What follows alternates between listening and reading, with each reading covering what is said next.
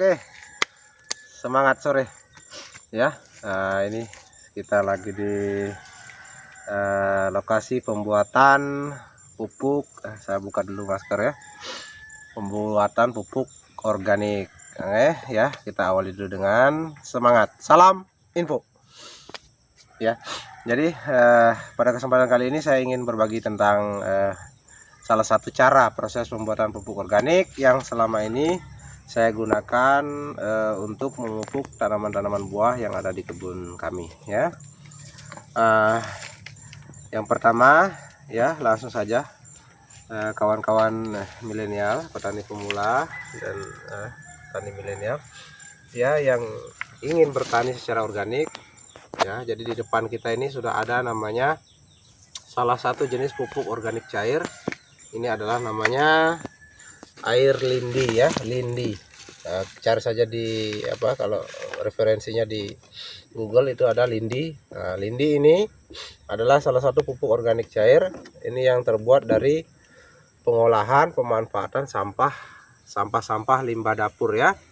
Sampah-sampah limbah dapur itu ya yang terbuang sampah organiknya ya. Kalau sampah anorganik yang non organiknya jangan, seperti plastik itu tidak bisa diurai menjadi pupuk. Yang bisa itu adalah sampah organiknya ya. Ya misalnya sampah-sampah dapur itu ya sisa nasi basi, kemudian potongan-potongan sayur, kulit-kulit buah, kulit pisang, atau air beras. Kemudian termasuk juga usus ikan itu ya yang tidak terpakai, yang terbuang. Nah, sisa-sisa makanan, sisa-sisa sampah dapur ini biasanya akan terbuang percuma, yang justru akan mencemari lingkungan. Mungkin baunya tidak terkontrol karena berserakan ya sampahnya, justru akan membuat risau tetangga atau kita sendiri malah kerepotan dengan baunya ya. Selama ini kan seperti itu, pengolahan sampah tidak diatur dengan baik, tidak dimanfaatkan dengan baik, sehingga ya terbuang percuma. Hari ini saya ingin memperkenalkan salah satu jenis pupuk cair yang bisa menyuburkan tanaman, menyuburkan segala macam pohon ya, segala macam tanaman buah, tanaman sayur-sayuran. Ini hanya dengan memanfaatkan sampah dapur ya, limbah-limbah dapur ya. Di depan kita ini sudah seperti tadi saya jelaskan, ini lindi, air lindi yang diolah dari sampah dapur itu. Ini prosesnya sudah sekitar ya berjalan 4 bulanan ya, 4 bulanan. Nah, awalnya 1 bulan itu dia berada di dalam tong ini ya. Ini tong pengolahan limbah dapurnya ya, dan jadi semua sampah dapur yang berupa padat tadi kita masukkan dalam tong ini. Tong ini ya, ini tong bertingkat 2 tumpuk ya, namanya kalau ya istilahannya namanya ember tumpuk, penyebutannya ember tumpuk. Di bagian atas ini adalah sampah padat yang kita masukkan ya, limbah dapur itu. Di bagian bawah ini adalah tetesan cairannya, makanya di penghubung ini, di dasar ember yang pertama yang di atas ini diberi lubang pori-pori, lubang-lubang kecil agar airnya menetes ke bawah ya. Ini sebenarnya sudah harus dipanen, ini sudah full ya. Ini sudah berjalan 2 bulan, ini saya belum sempat panen. Seharusnya ya 1,5 bulan sudah panen. Pengolahan sampah ini biasanya ini akan dibantu oleh namanya maggot. Jadi maggot itu adalah anakan dari namanya lalat tentara hitam ya, lalat atau lalat BSF ya. Penyebutannya lalat BSF atau lalat tentara hitam biasanya orang bilang. Jadi proses masuknya lalat ini kami sudah sediakan memang lubang di sini. Ini lubang, ada 3 lubang di setiap sisi. Ini ada lubang, ini lubang, ada di 3 lubang ya. 3 lubang, 4 lubang. lubang di setiap arah mata anginnya. Oke ya, jadi lalat ini ketika mencium bau sampah, sampah-sampah buah begitu, nah, akan masuk lewat lubang ini dan bertelur di dalam. Nah, itu telur itu akan menetas kemudian menjadi larva atau maggot ini ya. Nah, kalau yang sudah tahu maggot, itu maggot biasanya dijadikan sebagai pakan. Kalau di perkotaan dijadikan pakan unggas ya, pakan unggas atau pakan ikan. Nah, ini harga maggotnya sebenarnya mahal. Cuma karena di sini masih di perkampungan, jadi kami belum memanfaatkan secara maksimal untuk maggotnya. Untuk sementara kami hanya fokus kepada pengolahan pupuk cairnya dengan pupuk padatnya ya. Oke, kita lihat dulu tampilan di dalamnya seperti apa ya. Saya pakai dulu maskernya karena ya namanya bau sampah lumayan ya. Nah, ini sampah padat yang sudah sekitar 2 bulan di dalamnya. Nah, ini sampah ya. Ini sudah cairannya sudah hampir habis, berpisah ke bawah, tinggal kita menunggu proses pemanenan. Satu lagi ya. Nah, itu ada maggotnya, bergerak maggotnya ya. Itu maggot atau ulat atau larva dari lalat BSF ya, bukan lalat biasa. Lalat khusus mengurai sampah buah-buahan ya, sampah sayur begitu. Kalau lalat yang ini beda lagi ya. Oke ya, itu penampakannya seperti itu. Sampahnya. Nah, ini sudah harus kita panen sebenarnya, tinggal menunggu saja kesempatan. Nanti kita panen dengan cara panennya ini ya, ini dibuka bagian atas, diangkat, kemudian kita aduk cairannya, baru dipindahkan ke dalam botol lah, botol seperti ini. Nah, botolnya diisi tidak boleh melebihi ya sekitar sepertiga dari botol. Ini botol ukuran 1,5 liter ya, botol air mineral 1,5 liter. Ini diisi sepertiga, berarti sekitar 500 ml. Tidak boleh lebih ya, maksimal 500 mililiter ya. Nah, ini cairan tadi dipindahkan menjadi beberapa botol. Nah, kemudian setelah dipindahkan ke dalam botol, tutup rapat, kemudian dijemur. Ini harus full matahari ya, full matahari. Awalnya cairannya bukan berwarna hitam begini, bukan berwarna hitam kecoklatan, tetapi berwarna agak kuning seperti ini ya, agak kekuningan seperti ini awalnya. Nah, ini yang kekuningan awal ini baru keluar dari ember, itu masih kekuningan. Nah, ini setelah penjemuran kurang lebih minimal 2 minggu sampai 1 bulan, makin lama makin bagus ya. Ini sudah 3 bulan ya, belum dipakai.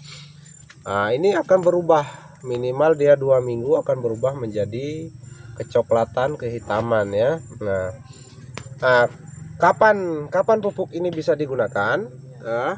Ini bisa digunakan setelah dia berubah warna dari tadi kekuningan menjadi hitam kecoklatan ya, hitam kecoklatan, dan ditandai dengan aroma ya. Kalau di awal aroma pada saat pemindahan ke dikeluarkan dari ember, itu aromanya masih sangat menyengat. Sedangkan kalau ini ya, ini saya cium sudah tidak menyengat lagi, aromanya sudah lembut ya. Ini aromanya segar, seperti aroma buah segar ya, segar, tidak berbau busuk kalau ini. Kalau yang baru keluar dari ember ya memang agak menyengat karena masih gas amoniaknya masih tinggi. Selanjutnya setelah betul-betul cairannya berubah warna, kemudian aroma sudah lembut, ini sudah bisa kita gunakan menjadi pupuk organik ya. Oke, nah bagaimana cara aplikasinya kepada tanaman kita ya. Nah, kita lanjut akan praktek dulu ya. Nah, kita langsung saja pengaplikasiannya pada tanaman ya. Nah, ini ada air Air sekitar kurang lebih 4 liter ya, 4 liter air. Nanti perbandingannya, kalau dia perbandingannya kalau 1 liter air menggunakan 1 tutup ya, lebih juga enggak apa-apa. Kalau organik itu aman, tidak ada overdosisnya. Berarti 1 ember ini saya beri 4 tutup cairan ini ya, pupuk organiknya ya. Oke, 1 2 3 4 ya. Oke,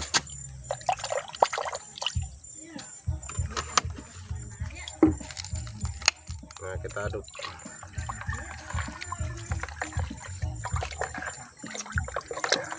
Ya, kalau untuk sayuran ya siram secukupnya saja.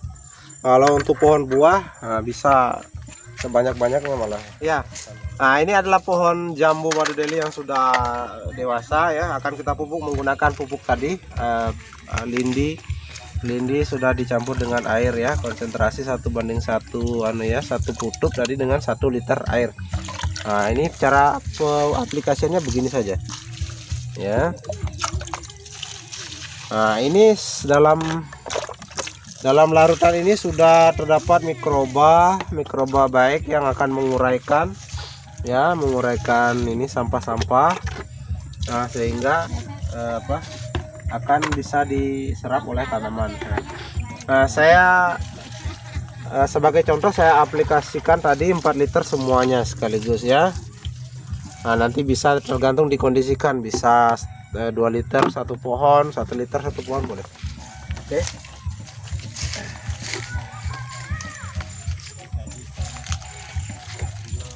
Ya, itu tadi sudah sampai kepada proses pengaplikasiannya ya kepada tanaman kita. Jadi sangat mudah. Jadi ini pupuk memanfaatkan sampah, sangat tidak ada biaya ya, karena hanya menggunakan sampah dapur ya, sampah dapur. Kemudian masukkan tadi di embernya, menunggu proses sekitar 2 bulan penguraian oleh ulat maggot ya, lalat BSF itu. Setelah 2 bulan kita panen cairannya, kemudian melalui proses namanya penjemuran. Setelah dijemur berubah warnanya, baru bisa diaplikasi ya.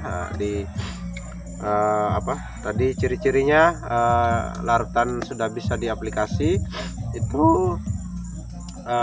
Pertama berubah warna menjadi kecoklatan atau kehitaman, kemudian yang kedua aromanya sudah lembut ya. Kemudian untuk dosisnya tadi itu dosis standarnya bisa ditingkatkan tergantung kebutuhan tanaman, karena kalau yang namanya organik itu tidak ada overdosisnya ya, yang disesuaikan saja dengan stok pupuknya. Kalau stok pupuknya lagi banyak, stok pupuk cairnya lagi banyak, nah itu bisa diperbanyak juga ke tanamannya. Nah, kandungan dalam ini lindi sebenarnya sudah umum, banyak mengenal di kalangan petani organik. Pertama bisa googling ya, dicari di situ kata kuncinya lindi, itu akan ada kandungan unsur kimianya di dalam ya, tergantung juga memang bahan dasarnya ya, tetapi secara umum ini komplit ya. Pertama adalah unsur nitrogennya, fosfor, kalium yang dibutuhkan oleh tanaman ya. Nah, kemudian yang paling terpenting adalah di dalamnya sudah terkandung yang namanya mikroba ya, mikroorganisme baik yang membantu penguraian di tanah, penguraian sisa-sisa dedaunan seperti itu, rumput kering. Nah, itu akan lebih mempercepat proses penguraian tanah, yang tentunya akan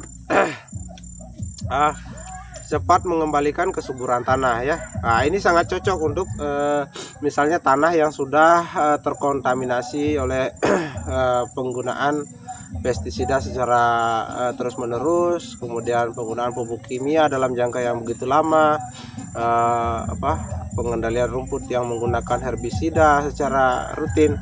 Biasanya kan kesuburan tanah berkurang. Nah, ini sangat membantu ya, apalagi aplikasinya ya bisa seminggu sekali. Ini cepat sekali. Untuk tanah yang tandus, saya sudah menguji coba tanah yang sudah sangat kurus, kandungan nutrisinya NPK-nya sudah sangat sedikit. Ini saya aplikasikan secara terus-menerus sekitar 1 tahun sekarang ya. Akhirnya tanah itu sudah sangat subur ya, terbukti dari pohon-pohonnya sudah sangat subur ya. Nah, kemudian karena kandungan NPK-nya dia komplit, kaliumnya ada, fosfatnya ada, ini sangat membantu pada saat proses pembuahan. Biasanya itu ditandai dengan pohon buah kita saat dia berbunga jarang yang rontok ya. Kalau menggunakan ini jarang yang rontok bunganya. Biasanya kalau tanah yang kandungan ini NPK-nya tidak komplit, biasanya itu sering berbunga tanaman, tetapi malah kondisinya sering rontok bunga ya. Ya, saya kira itu sementara penjelasan singkatnya ya. Yang mungkin ada ditanyakan silakan komentar di kolom komentar ya. Ikuti terus channel Info Milenial. Kemudian jangan lupa bagikan kepada kawan-kawan petani milenial lainnya, siapa tahu ini informasi ini sangat berguna ya.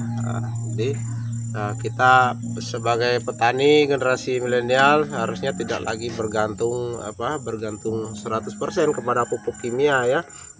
Artinya mulai melakukan terobosan-terobosan untuk memanfaatkan potensi alam sekitar ya.